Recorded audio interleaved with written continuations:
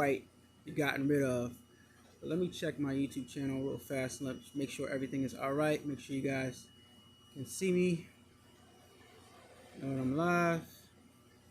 Don't see myself quite yet. I'm quite sure some people will be coming in. All right, boom. All right, here we go. Here we go. Here we go. Here we go. Boom. I see the video now.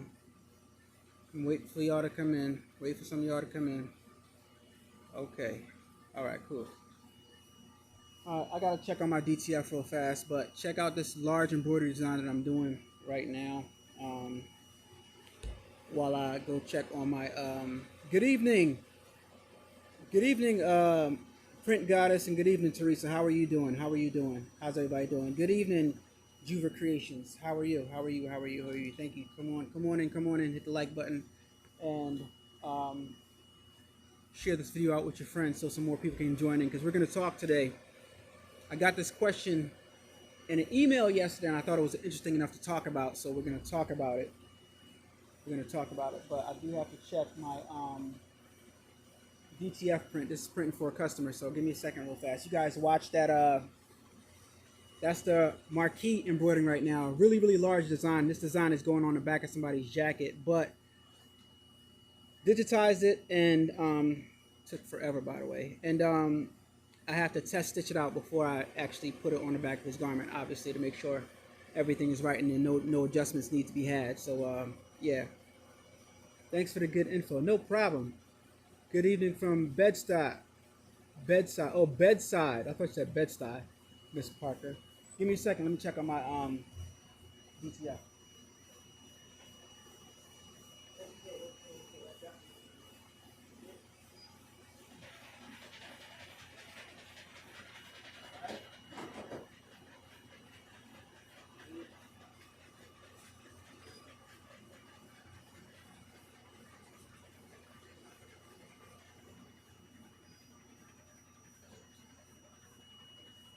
Give me a second, guys. I'll be right over there.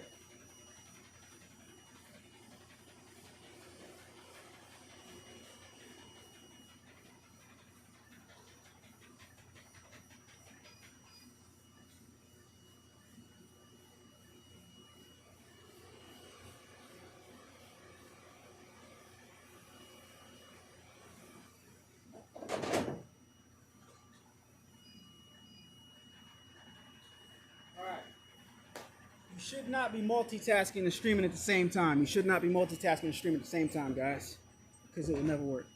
Why am I not in front? Okay, here I go. The flu is playing with me, but I'm not giving in. Oh no, Teresa, you gotta get your vitamins in, and make sure you stay healthy.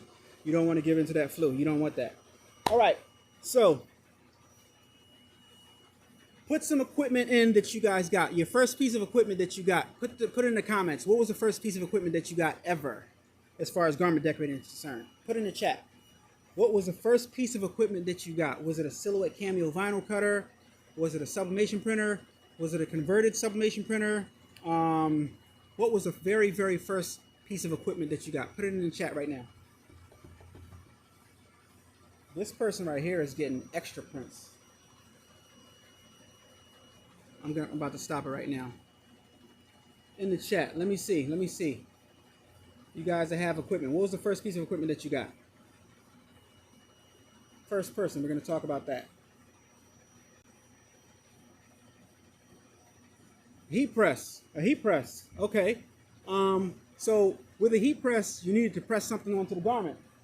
What exactly were you pressing onto the garment when you got your heat press? Or what did you think you were pressing onto the garment? What else did you get?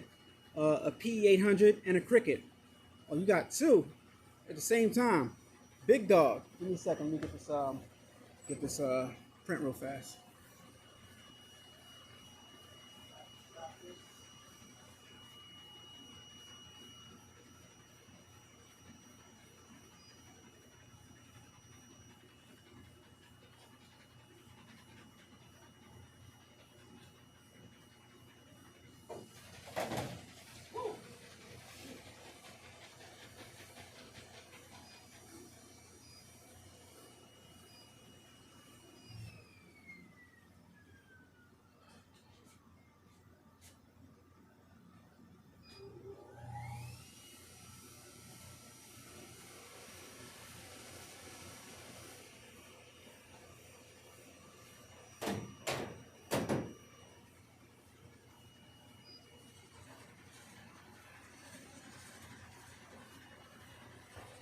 I wish you guys could see what I'm doing right now. I wish you guys could see what I'm doing. I messed up. Okay, so you got your heat press.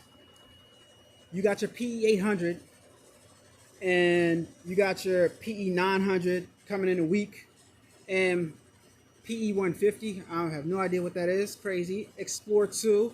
Seen a lot of equipment in here. US Cutter and a Brother SE 625. Great machines.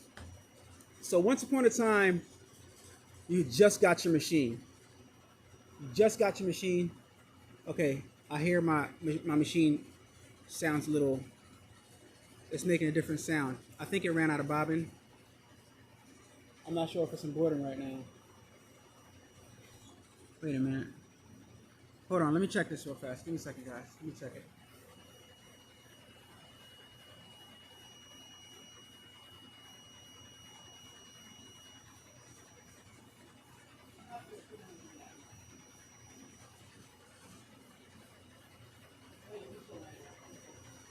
Yeah.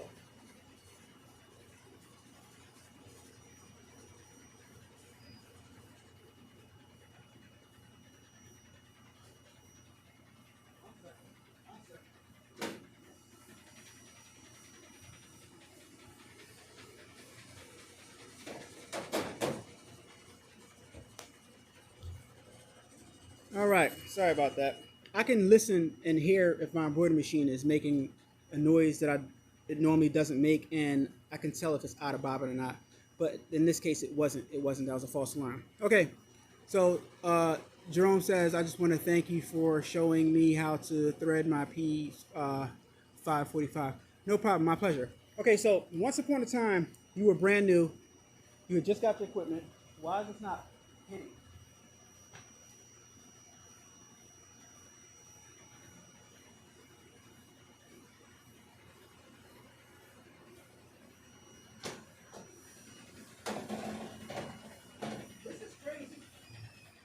This is fine. Now I get on loud and it's killing me.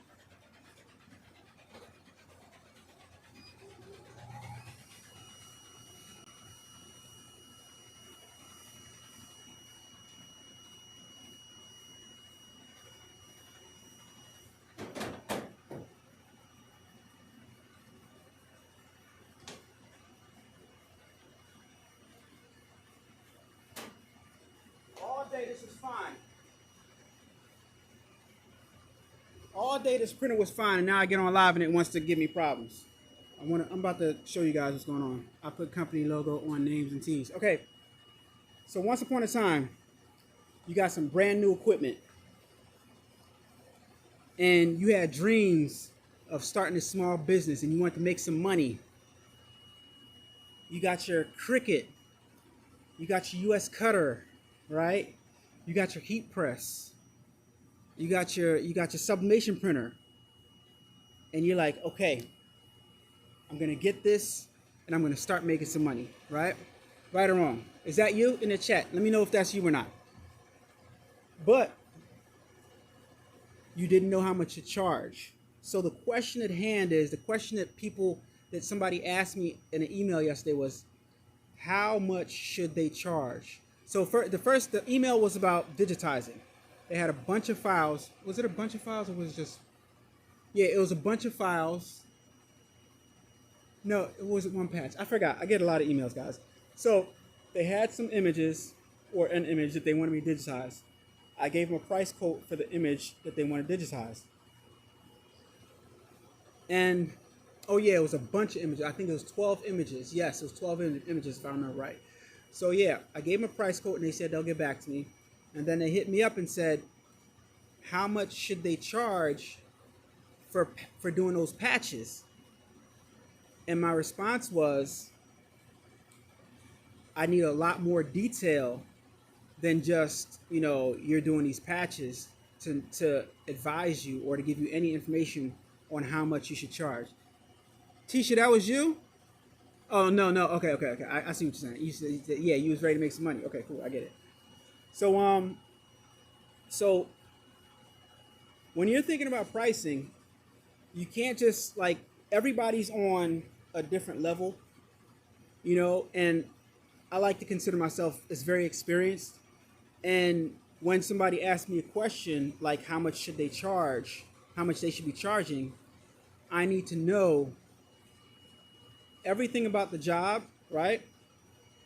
How many patches in that case that they were doing,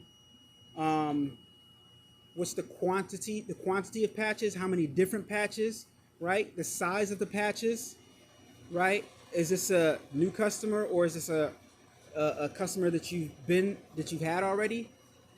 Do you know how to use your machine? How long have you been using your machine? These are all things that you have to think about. How long this job is going to take you to complete. And if you're asking me how much you should charge, I need to know that information before I give you an answer. And in their case, the person said, well, I just got my machine. I just got my machine, so I'm a newbie. So you guys think about that for a second. If they just got their machine and they're a newbie, in the chat, you guys think for a second and let me know how much you think they should charge. Give me a second. Let me throw this PCF on.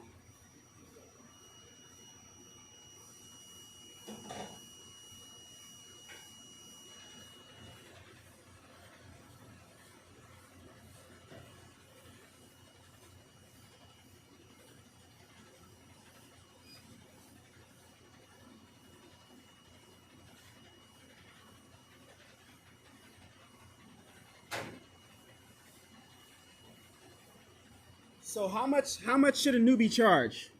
How much should a newbie charge, guys? Let me see what people are saying right now. That's me. I'm trying to learn applique and I got blank Letterman jacket. That's me. I don't know how much to charge. They should be charged. They shouldn't be charging anything. That's a good point. All right, so there's a few different variables. You can't just, I don't want you guys to just say they shouldn't be charging anything, because that too deserves some thought, and that too deserves some more information, right? Just because they're new, like, you still don't know all the details, right? Is the customer, or is the potential customer, somebody that you know already? Does your potential customer know that you're new? And if not, if they don't know that you're new, you should definitely tell them that you're new, that you're just starting off, right? If you tell somebody that you're new and somebody know that you just got your machine, you are allotted a lot more slack, right? They don't they already have the mindset that I know I'm not going to get something perfect. I just want something. All right. So in that case, that's when you can go ahead and charge them a little something. Don't charge them. My embroidery machine is, y'all hear that? I need to oil that thing. So if they know that you're new, then you can charge something. If you're approaching this and talking to them like you're a professional and charging them a professional rate, you can't deliver mediocre product.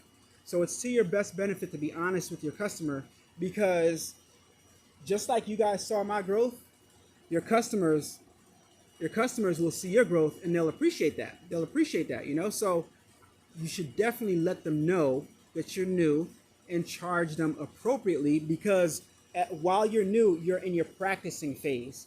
And you honestly should not be charging top dollar, or you should not be charging market value while you're in your practicing phase of embroidery, right? Give me a second. Let me get my BTF going again. Sorry about that, guys.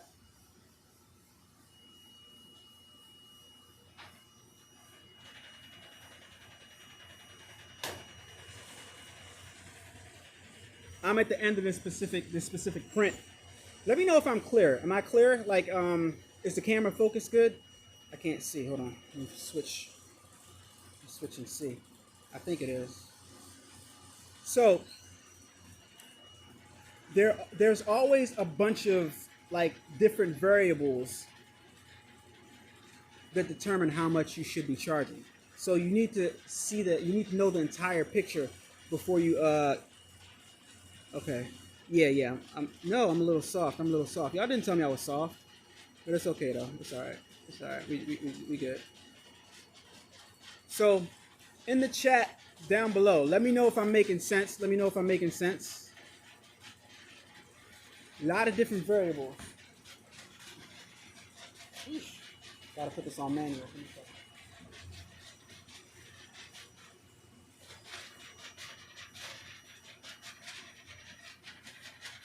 When you're at the end of a print doing DTF, you have to kind of like cut the film and take the middle part up and kind of like let it do its thing.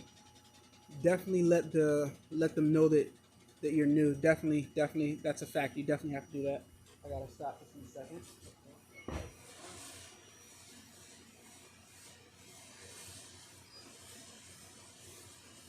I should have had the camera facing the DTF machine, not the embroidery machine. As you guys see, I'm multitasking. I got this design going, and I got my DTF printer going, and I'm trying to fill these orders. I made money doing vinyl and sublimation. I made money on that. I just bought Embrilliance level on level 1, Embrilliance level 1, and Embrilliance Essentials. Okay, good for you. That's amazing.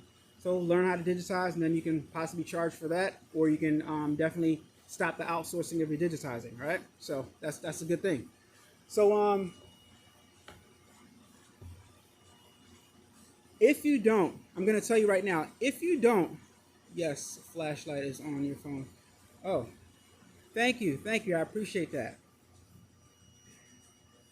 Flashlight. If you don't let your customers know that you're new, then you're definitely gonna lose that customer. Ask me how I know.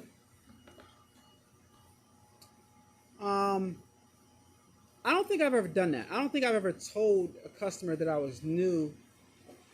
I don't think I've ever had to tell a customer that I was new when I started garment decorating. I think that as I was learning what I was doing, I didn't take on any clients until I knew how to operate my machine. And I used myself in the beginning as my test subject, so I didn't have to worry about, what other people thought about what I was doing and stuff like that. I didn't have to worry about that because I used myself as a test subject. Make sense? And that's what I advise you guys to do. That's why I say, as you're making things, if you're not confident enough to wear your merchandise, then why should somebody else wear your merchandise? You understand what I'm saying? So you guys got to give that some thought as well. All right? You should be wearing your stuff, because if you're not confident enough in your stuff, then why should anybody else be wearing your stuff? Or why should anybody else patronize you or your service, right? So just some things to think about. I want you guys to chime in and ask me a few questions that you guys had, because whenever I'm not on, I'm always getting emails with a crap ton of questions. And to be honest, the best way to get an answer from me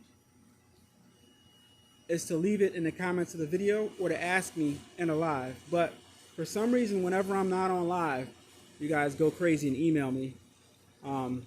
Not saying it's people that's on here, but just in general. So I'm trying to go live a little bit more, but when I'm live, nobody wants to ask any questions, which is odd. I'm very particular about what I'm putting out. That's good, Teresa. Teresa, what are some of the things that you do? What machines do you run, and what do you produce? I gotta push this through. I don't want it to overcure the DCF in a second.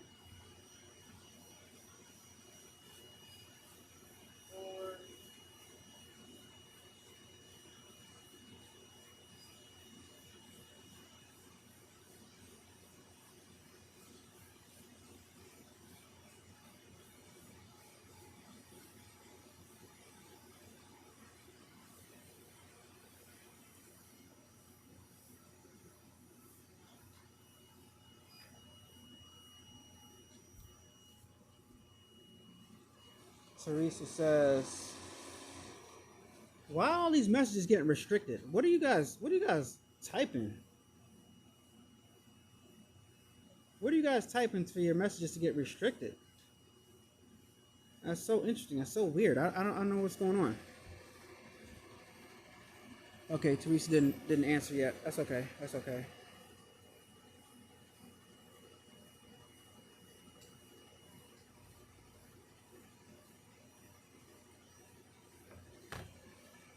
So, when you first start off, you definitely should take the time out to learn your equipment, right?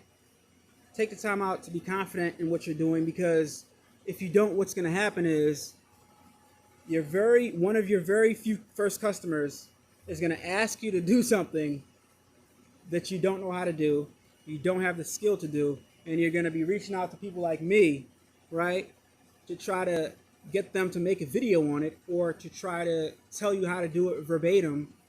And even if I tell you how to do something, right, I can type it to you in detail, I can show it to you in detail, but showing somebody how to do something and telling somebody how to do something is two different things. And the third part about that is executing and actually doing it yourself is totally different. So even if you know how to do something in theory because you've watched it and because somebody told you how to do it, doesn't necessarily mean you can actually do it, because you actually have to actually do the thing a few times in order to gain that specific skill, because everything just isn't that simple. Like in the beginning, I tried to make my videos so simple that anybody would be able to follow along, but still I would still get a lot of questions, and that alone tells me that even if people knows how to do the thing, and I've shown them how to do the thing, they still don't have the skill enough, lack a little bit of skill to be charging somebody. What is going on right here? Does it look like, okay, that's embroidering white, right? It's embroidering white. Let me see. I think, wait, that's something else. Sorry, guys. That's an email right there. Yep. So, yeah, that was the email from the client that I got this video idea from. And they were telling me that they took, okay, they're about 5 months in and learning, skill level beginner, and they got to do 24 patches, right? And they have a Brother PR 1055 10 needle machine. So yeah, that was a very interesting dialogue, a small dialogue that I had, and it was about 9:40 at nighttime. In nighttime, that goes to show you how often and what around the times that I get emails. I get email all day, every day, and I'm going to emphasize again and tell you guys the best way to get me to answer and the best way to get some information out of me is leave your questions in the comments of the videos, or ask me while I'm live. If you ask me things while I'm live, I'm going to tell you, I'm going to spill the beans, I'm going to tell you everything.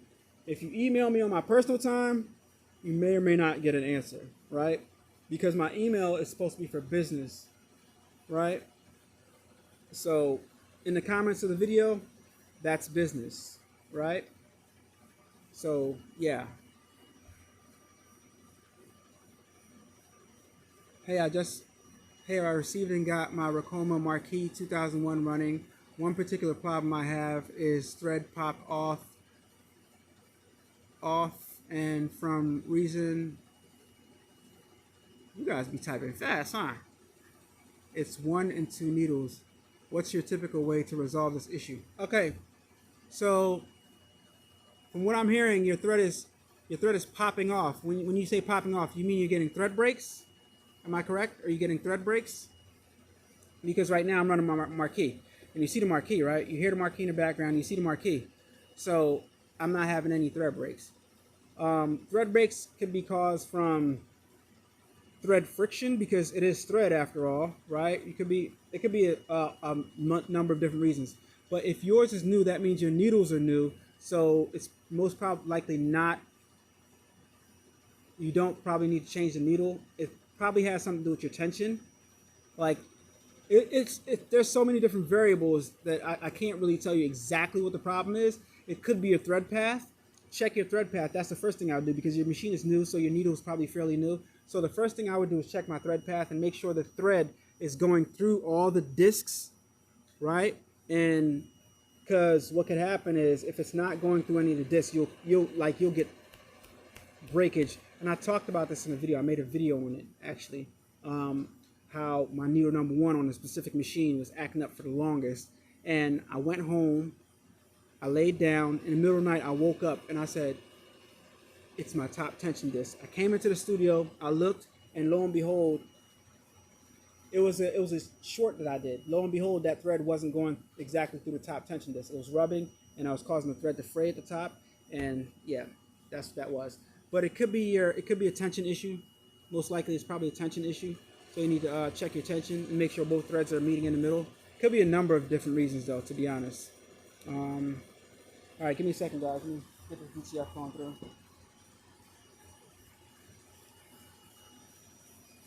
And this is the last one. Last one, and then I'm done with DCF right here. I don't know if you guys can see me or not, but right in front of DCF machine. Yeah, so I got it guided through, so it passes the suction, and then so it doesn't fall, and the DCF glue drop on itself. I gotta like walk it through at the end slowly, and I'll show you guys the prints in a second.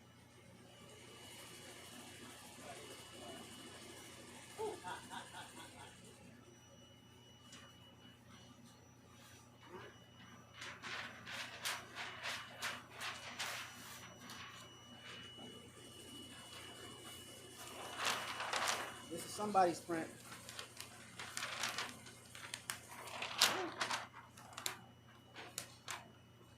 Somebody's print. Shipping out tomorrow. Your print is shipping out tomorrow. Somebody's gang sheet. Let me go put it down. Give me a second.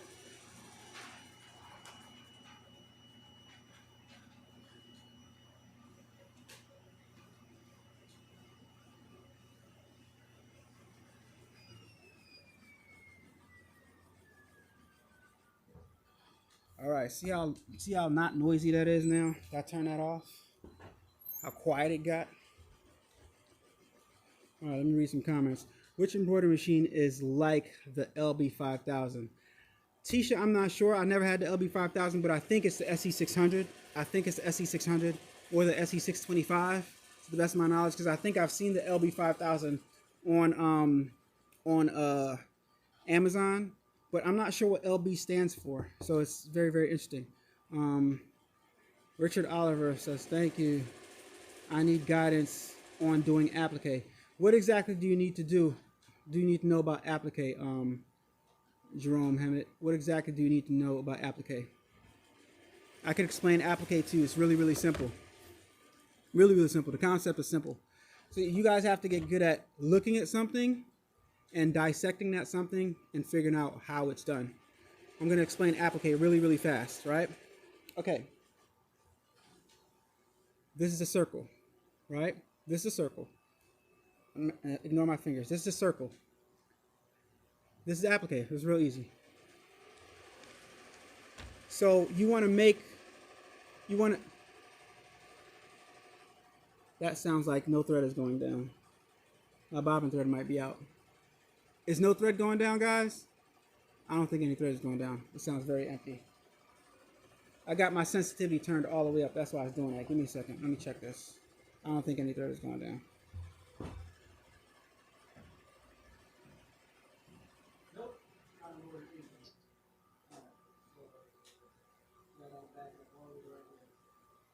And like I said, my bobbin goes out. But I'm going to do that later.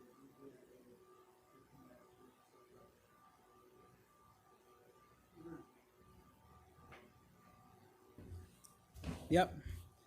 Just like I said, my bobbin was out. Yep. So the reason why I didn't stop when my bobbin was out is because I turned my sensitivity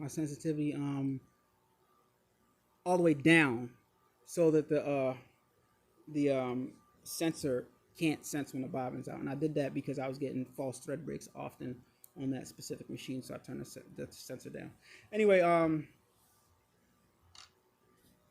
what was I saying? Oh my gosh, lost my train of thought.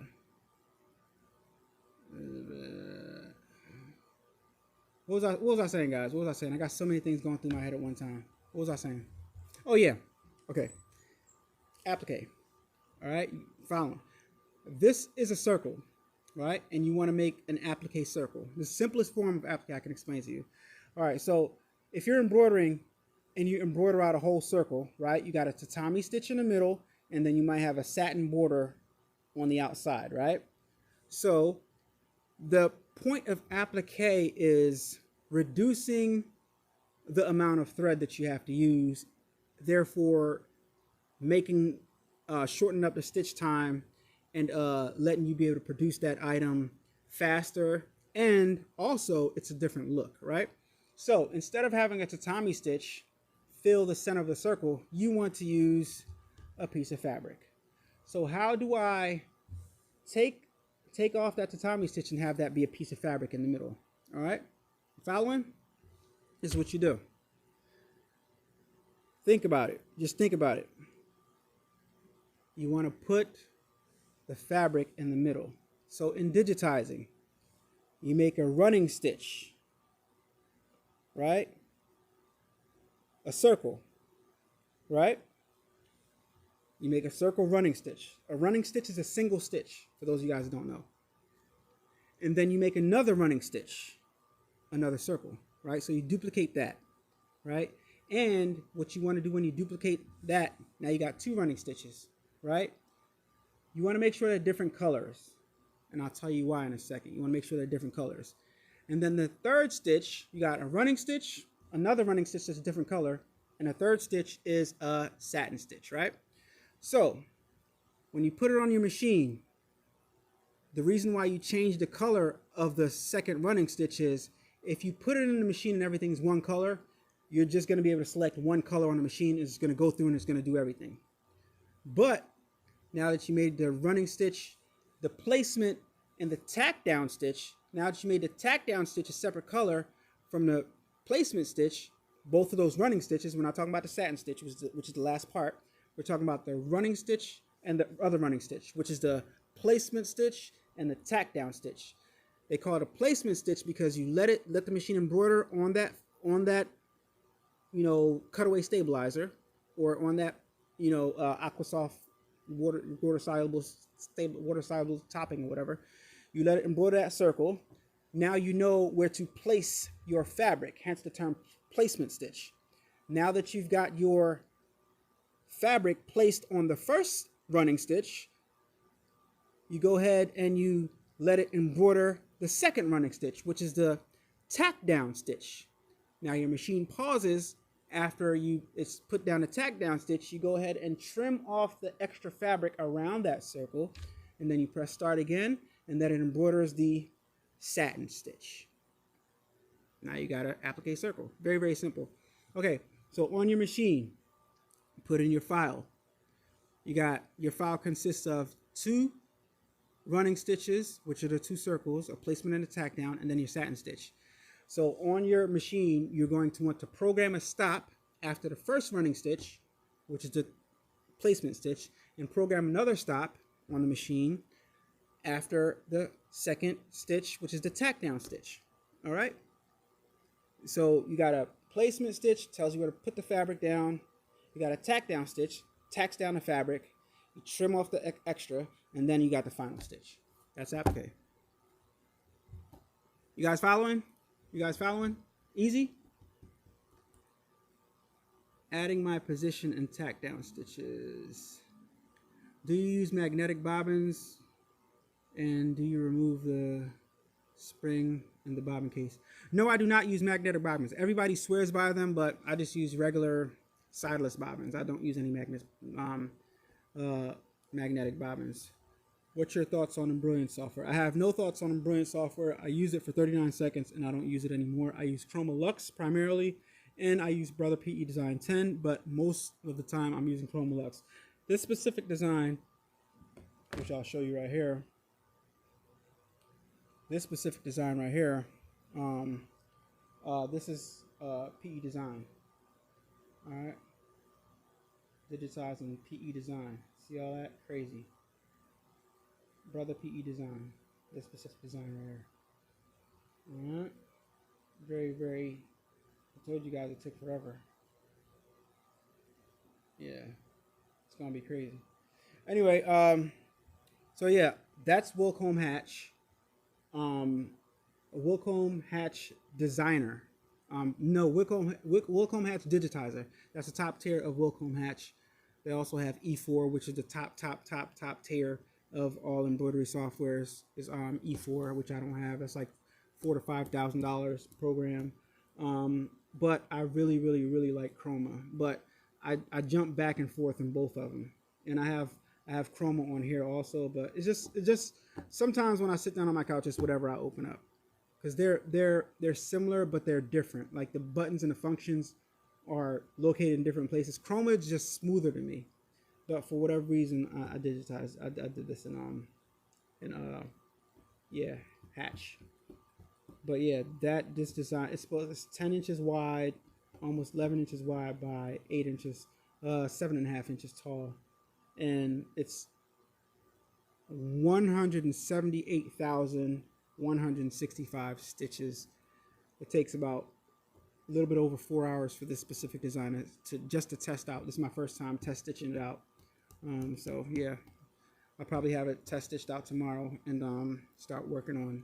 Well, the guy has to send me his jacket that he wants me to embroider on. All right, let me read some of your comments. Oh, okay, I wasn't changing my colors. Right. So if you're not changing your colors and you're trying to do applique, then when you go ahead and when you go ahead and put the design in the machine, it's just gonna give you an option for one color because there's only one color.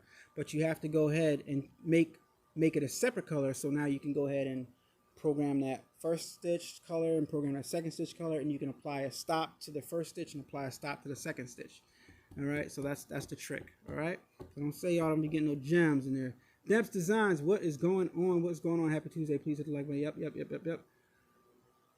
Are there classes for Chroma?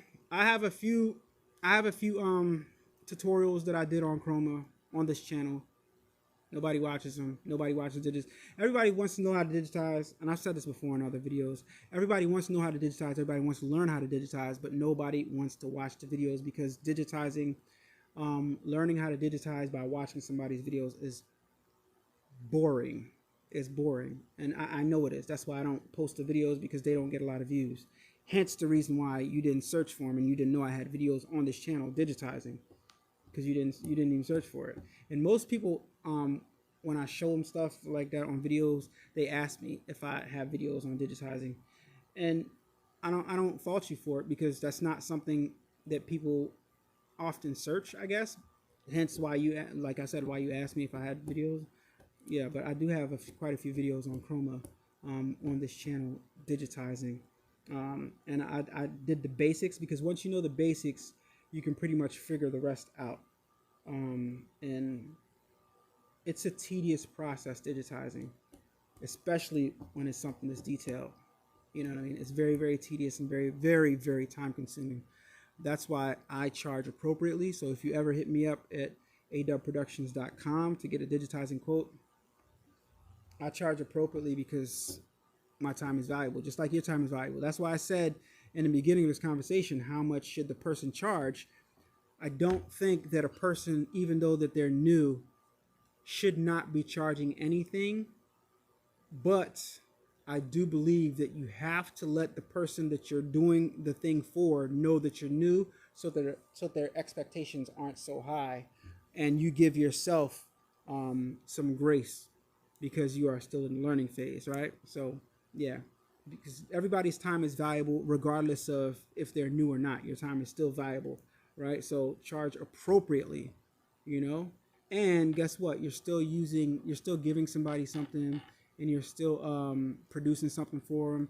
Whether it's perfect or not, they're still going to enjoy it, because people enjoy embroidery, period. I've seen so much crazy embroidery out and about, and people wear it with pride. So it's not about it being perfect all the time. It's just about delivering somebody a product, and they know what they're gonna get, right? So yeah, let people know what you're about to give them. Don't have the expectations high and you don't deliver. I'll watch it. Oh, got a lot of comments. I'll watch it. I need to know how to digitize. So yeah, once you learn the basics, then you'll be fine. You can grow from there. And also, I do encourage you to just get inside of the software and just play around. If you're the least bit familiar with Photoshop and Illustrator and stuff like that, then you're going to be able to pick up digitizing. Video editing software, you're going to be able to pick up digitizing. It's not easy. I'm going to tell you that it's not easy. A lot of the functions are hidden, right? You got to like left click, and you got to hold your finger on control and command. A lot of shortcuts. but it's definitely worth knowing. But once you know it, I don't think it's. I honestly don't think that it's worth, like, say if you want to make a digitizing business, it just takes too long to make the amount of money that you probably want to make. It's just it's not you're not gonna get there. You're not gonna do it with digitizing. So yeah, that's why I say that. Um, okay, and test out that digitizing before you send to customers. Yeah, just like I'm doing, testing it out, right? And the only way for you to get good is for you to just um, digitizing software is run differently, and they give you different. They have different numbers and different variables. Like for example, like the density feature, which is something that you're often going to be playing with in digitizing. The density feature is like determining how much density is of a tatami stitch, or even a steel stitch, or even a zigzag stitch. Determine how much density you put down varies from program to program, and it's something that you'd have to like digitize something, let it embroider out, adjust it, let it embroider out, adjust it again, let it embroider out, just to see how your machine plays with that specific software. That's what I advise you to do. That's my tip for digitizing for right now. Yes, because it keeps going. Didn't pause.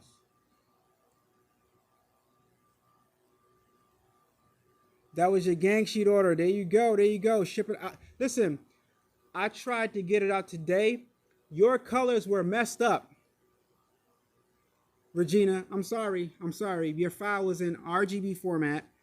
I'm not going to show you how many prints I had to print out, but I had to put it inside of my software, Affinity Designer, and I had to try to change it to CMYK format. Then I had to adjust the colors, lighten it up. For some reason, your colors were not printing out good, but don't worry, I got you. I got them. Matter of fact, now that you're on live, I'm gonna send you the extras that I did too, so you can see what I did. I wasted a bunch of film. I couldn't just normally I just load it up and start printing. Your design, your gang sheet gave me some issues. The colors were not, and I wasn't about to send you nothing crappy. I wasn't about to send. I don't listen. This year, I will not be sending out any mediocre DTFs. My skills have gotten better since I first started, and I know how to deliver a good product as far as alignment goes. Last year, I'm going to admit to you guys live, I knew how to align my print heads, but it's such a tedious process that I wasn't always doing it as good as I should. But now, this year, moving forward, if you know better, you have to do better. And I'm really, really good at aligning the print head. So I don't even like do this the alignment where you go into the software and do it. I look at the actual thing printing out. I stop it, and then I'll go align it myself, and then I'll start printing, and then it'll be like I know how to manipulate the software, the numbers like that. But that it all comes with practice, just like digitizing, just like embroidering, just like heat transfer vinyl and anything else that you do. It all comes with practice. And I've been working because I knew that is one thing. That's the one thing. All right, aligning the print heads is to DTF. What's the equivalent in embroidery? Aligning the print heads. Aligning the print heads on a DTF machine is equivalent to knowing how to adjust your tension on an embroidery machine. I would say that's about it. And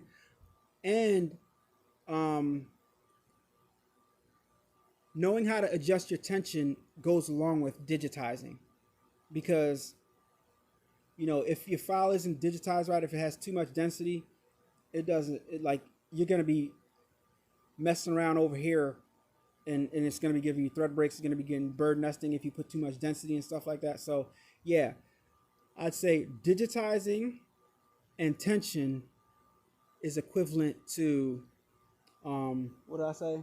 Is equivalent to anyway. You guys heard it, guys. I got a bunch of things going through my mind all the time. Shout out to Patrick from Caesar. He asked me if I was going to Printing United, and I'm not. And thank you for the care package, Patrick. I got it right here. Did not open it yet. Did not open it yet. I don't know exactly what's in this, but we got something from Caesar. Why don't we open this up live online right now? This package that Caesar got sent me. Let me open this up and let you guys see. I bet you it's some different type of vinyl, because it seems like it's a new vinyl. Let's look and see. Caesar is one of the most exciting vinyl companies because they always coming out with some new types of vinyl. All right, and just like I thought, it's a new type of vinyl.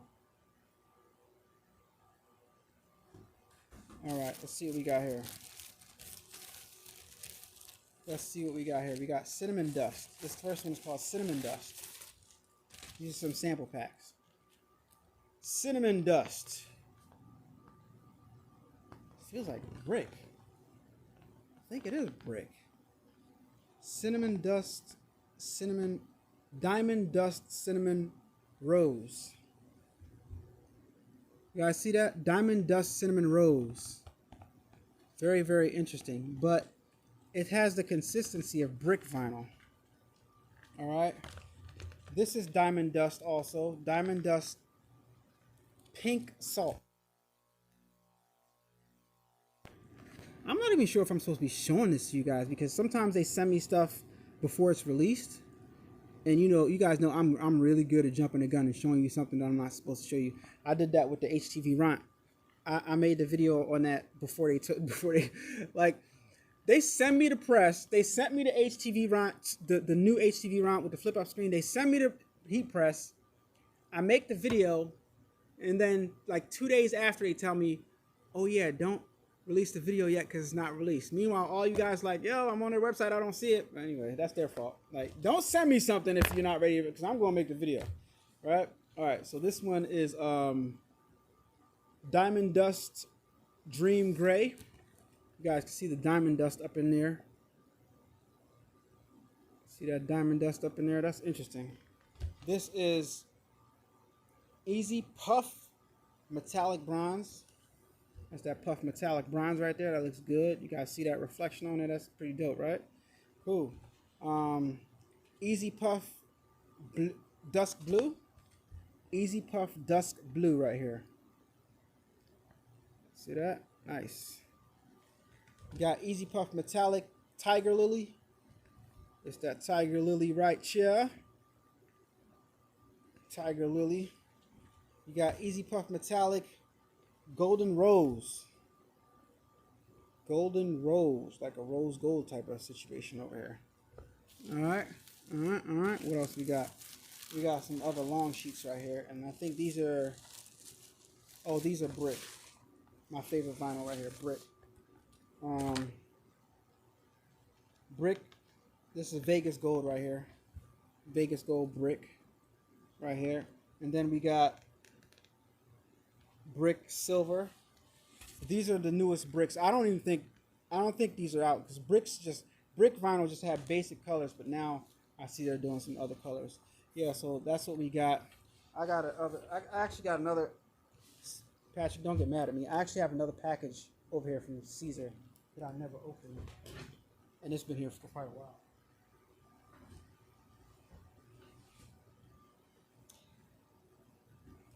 Guys, I probably had this for like a year. We're gonna go ahead and put this first one away, and then we're gonna go open up this one that's been here for a little while. I have a mug press over there that's been in a box since I moved to my studio. Since actually before I moved to my studio. It's a mug press right over there in that box. I've never, yeah.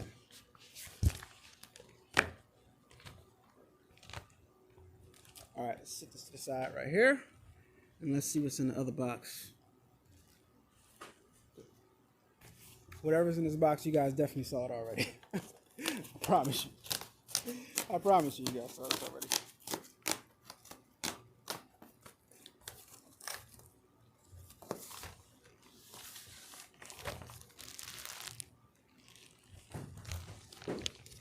I don't even know what this is. Oh, it's definitely vinyl. This is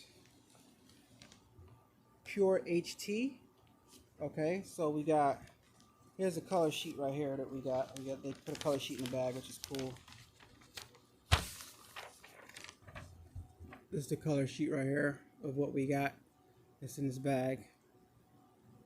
Let me read it to you guys. It is white, black, ultramarine blue, paprika red, amber yellow, moss green, autumn orange, russet brown, and stone gray right here on this sheet right here. All right. So I'll just take a look at some of them right here. Style, pure HT, amber yellow. This one is the autumn orange, right? This one looks like a russet. What's this one? This is the paprika red. Paprika, if I'm saying that wrong. This one is the stone, no, ultramarine blue right here. I don't even know what type of, what these vinyls do, like if they're regular vinyls. I don't even know. It's like, because you know different vinyls like apply to different things and stuff like that. Pure HT, I don't know exactly what that is. It's possible to decorate garments while also minimizing your impact on the environment. Oh, okay. This is environmentally friendly. Pure HT is the world's first compostable heat transfer material. You guys remember when they were hype about their compostable HTV? That lets you know how long ago I got this box. All right, so this is a moss green right here. All right, moss green right here. This is the russet, I think. You want to say that? That's the russet brown right here. Compostable, right? Fully recyclable HTV, so you don't have to feel bad about the environment. Buy the pure HT if you guys want that. This is the stone gray right here. All right. This is obviously the black, and then there's the white. This one right here is the black. Pure HT HTV. I wonder if it's the same price as the other one. And it's the white right here. Pure HT HTV. Yeah. So, in the chat right now, who thinks I should make some more vinyl videos and come up with some more vinyl designs and put on a website for you guys to buy some dope designs? In the chat. If I get 10 people that think I should, then I'm going to start doing that again. Because I was thinking about going back to the basics. I talked to Patrick earlier, and I was thinking about going back. In the chat, who thinks I should... Pure HT is good for the environment. Love the colors and how vibrant they are. Yes, I have to agree with you on that. In the chat. Okay. B. Brigman says, me. Who else? If I get 10 people, then I'm going to start making those videos again. Yes, I think you should, because vinyl isn't dead. Vinyl is definitely not dead. It's definitely not dead. That's a fact. 100% fact. And I got so many different ideas in my head. B. Brigman, just because you do it twice doesn't mean that it's a third person. All right, so that's 3 people. That's B. Brigman. Demp says I should. Jones says I should. Queens, okay, that's 4. Okay, so you guys are thinking I should do some more HTV videos, which I have no problem doing. I actually miss it, because you know what I miss the most?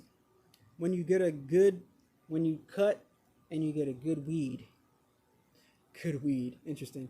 When you cut and you like take that hook up and everything just comes off, you get a nice good weed. Who knows what I'm talking about?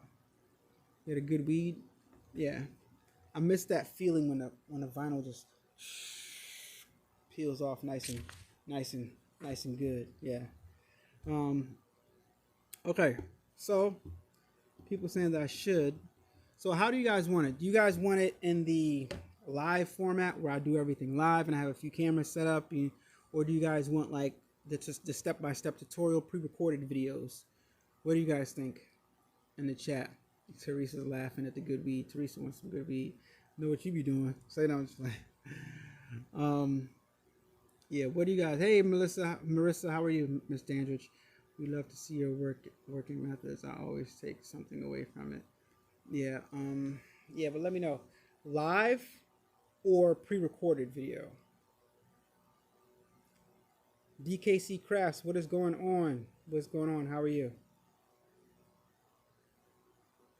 Yes, Maurice, I think so. Step by step. Okay. So step by step is the pre-recorded. Step by step. Okay. All right, that's the pre-recorded. Yes, final, please. Live, step by step. Oh, you want live and step by step. Okay, okay, okay. So you guys see my method to my madness. Sometimes doing videos live, I'm quite sure you guys know. That's when you really see the truth and see how people mess up. Like, I'm not gonna lie. Um, there's been quite a few instances that I've went to make a video and it just didn't happen because it just didn't work out. Like, it just didn't happen because like I was doing something, I was halfway through and it just wasn't working out. I tried it again and it just wasn't working out, and I just got so frustrated. I'm like, you know what, I'm just not doing it. And I'm sure a bunch of content creators can vouch for what I'm talking about right now. It's been times where I went to go shoot a video, tried to shoot the video, and it just was not happening. It's not that it couldn't have happened, it's just that, you know, the devil just didn't want, was just blocking it. So I should be praying on that stuff. So new one wrench says both. However you can fit it in your schedule step by step. Okay. Live is great, you meant. Okay. Yes, mess up. Newbie. Need to see and know everything. Don't always work. Yep. So oh, thank you, Demps. I appreciate that. All right. So guys. So when I do these vinyl videos, obviously I'm going to be using the Caesar Romeo, right? Who thinks I should use my Silhouette Cameo or the Caesar Romeo? I'm definitely going to be using my Caesar Romeo more than the Silhouette Cameo. But what do you guys think? And I don't have the new Silhouette Cameo, and I don't plan on getting it. So what do you guys think? What vinyl cutter should I be using? Or do you guys want to see me use the Graph Tech behind me right here? The Graph Tech has been collecting dust for years since I made that I don't like my Graph Tech video. Do you have any private label or white label?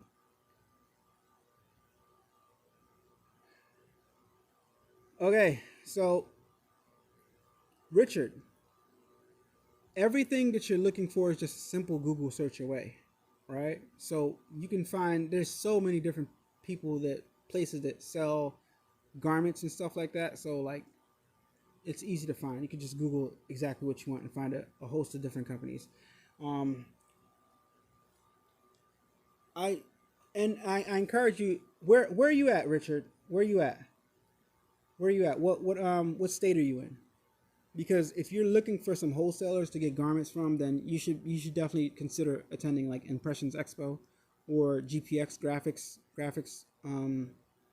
GPX. What does it stand for? Graphics and Printing Expo. Yeah, Graphics and Printing Expo. But one company I'll give you guys. Obviously, everybody knows about Jiffy. Alpha Broder, you need a wholesaler account. Samwar, you need a wholesaler account. So there's quite a few places you can go, but it depends on if you have a wholesaler's account, if you have a reseller certificate, I should say, or if you're just buying it retail prices. If you're just buying a retail price, you can Google and you'll find anything that you want on Google, right? So yeah. The Caesar Romeo is a cutting machine. Yeah, Caesar Romeo is a cutting machine.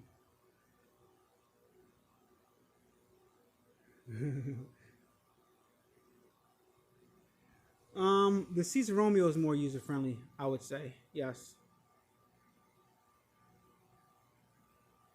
No, Patrick doesn't need to hook me up with that cameo because Patrick doesn't sell cameos. Patrick works for Caesar, and he hooked me up with a Romeo. My Romeo is actually right over there. So, and Caesar sells the Romeo, so they don't sell cameos. So yeah, so nobody's gonna hook me up with a cameo, unless Silhouette don't mess with a lot of people. I've never even heard from a representative from Silhouette. So, Damps Design, yes. Amazon in bulk, if not wholesale. Yep, you can do that too. Definitely, I encourage you guys to get wholesalers reseller certificate, so you guys get your stuff for a discount. You know, it's all good. It's all good. B Brigman. Yes, exactly. Cameo is a silhouette product. Yes. Yep. Dumps told you right there.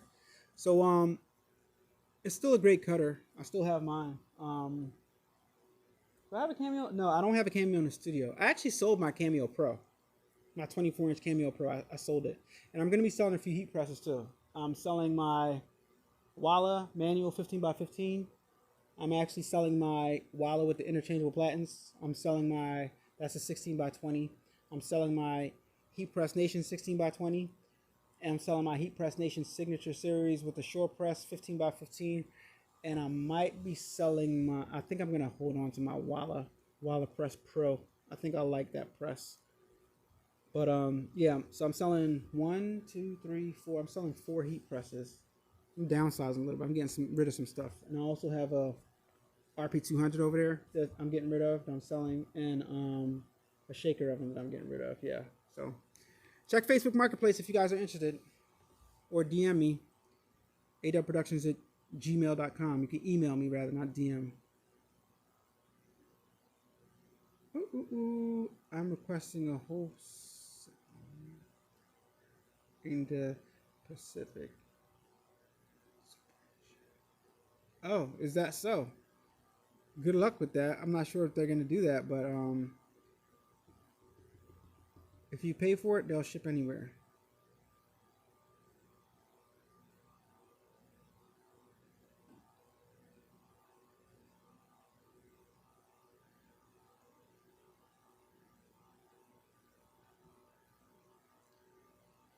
Oh, the Richards is getting out of here.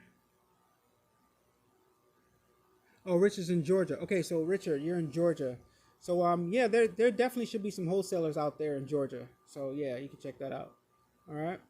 But guys, I'm gonna get out of here. I'm gonna end this live, and thank you so much for joining in. And let me know if you guys want me to go live again and when you guys want me to go live in the comments. So if you guys are some of the people that email me often, which you guys do, question me to death, and I don't get paid for that. But if you're one of the people that's been emailing me, just leave in the comments of this video if you missed this live, when the next time you want to go live and want me to go live, and I'll consider like going live that specific time so you guys can ask me your questions that you're emailing me, as opposed to me typing individuals and giving one-on-one. I'd rather tell the whole community in general what the answer is to these questions so that everybody can benefit from it, if that makes sense. I'm limited on the working space on my machine, PE 545 single needle embroidery machine. What other machine? Wait, I can see it better over here. What other machine should I buy to have a bigger workspace? The first machine that comes to mind is, well, first of all, it depends on your budget. And it seems like you're talking embroidery, since you're talking about the PE 545. So if you want to have a larger workspace, I would go with, if you're growing and gradually growing from the single needle to the multi needle, I would say the Creator, the brand new Ricoma Creator. I think that's like one of the best starter machines out right now. A lot of it has a brand new touch panel, like on the marquee over here. Brand new touch panel. One of the Creator replaced the EM1010, the Ricoma EM1010, and one of the issues with the EM1010 was embroidering on hats. Like the back didn't have that much clearance for hats. You could do it, you can finesse it, but the back didn't have that much clearance for hats, and the Creator solved that issue. They somehow got some more clearance that made the back end of it behind the needles kind of higher. So now, allegedly, because I don't know yet, I haven't you can allegedly you can do hats better now. So with the Creator, and it's got some new features on it and stuff like that. Obviously, I talked about touch panel. And it's got a built-in laser light on it, a built-in laser light, so that's pretty cool. So yeah, that's what I would recommend. I would recommend the Ricoma Creator, the Creator. All right, and if you're gonna buy a Ricoma machine, make sure you guys are using my affiliate link. It's not in the description of this video, but you guys can look in any of my other pre-recorded videos and use my Ricoma affiliate link to purchase your Ricoma embroidery machine or any other products that you want to purchase, right? All right, so I'm gonna cut out of here, guys. It's time for me to get out of here, so I'll talk to you guys on the next video. What do you think about ink stitch? I don't think anything about ink stitch because I've never used it. Yeah, and I don't really talk too much about things that I haven't used. Going back to California. Get the machine with the biggest hoop size you can afford. Exactly, I agree. I agree with what Demp said.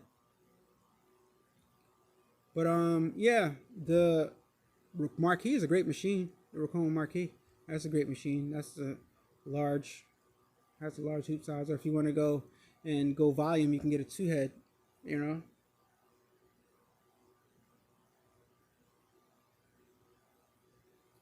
Hey Alan, I'm looking to buy a heat press. Can you give me your email? adubbproductions@gmail.com. ADUBB. Okay, I'll type it. Oh, look at my phone. Listen to me. adubbproductions@gmail.com is my email. But it doesn't help if you're like in another state because I'm sorry, I'm not doing all that. You gotta come pick it up. I'm not packaging. No, I'm not doing all that. You might as well just order a brand new one. It's like I gotta charge you for the packaging. I gotta charge you for my time for taking the post. I'm not. No, you gotta physically come to my studio and grab it right there at the door. Because, sorry, yeah.